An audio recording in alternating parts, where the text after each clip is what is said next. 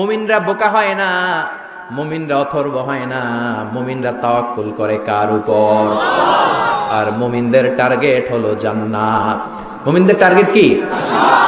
আবার অন্য আয়াতে আল্লাহ বললেন ফামান যুহজিহা আনিন নারি ওয়া উদখিলাল জান্নাতা ফাকাদ ফাজ ওয়া মাল হায়াতুদ দুনিয়া ইল্লা মাতাউল গুরুর। জাহান্নাম থেকে যারা বের হওয়ার সার্টিফিকেট পেল, জাহান্নাম থেকে যারা মুক্তি পেল আর জান্নাতে ঢোকার গ্যারান্টি যারা পেল, তারাই হলো আসল সফল।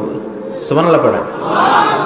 তাহলে সফলতার মানদণ্ড সূরা হাশরের 20 আয়াত থেকে বোঝা গেল, জান্নাতে যারা ঢুকতে পারবে এরাই সফল। ঢুকতে চাই তো আমরা? এত আস্তে ইনশাআল্লাহ? সবাই জান্নাতে ঢুকতে চাই তো ইনশাআল্লাহ? আল্লাহ বললেন ফারিকুন ফিল জান্নাহ ওয়া ফারিকুন ফিস সাঈর। সবাই কিন্তু জান্নাতে ঢুকবা না।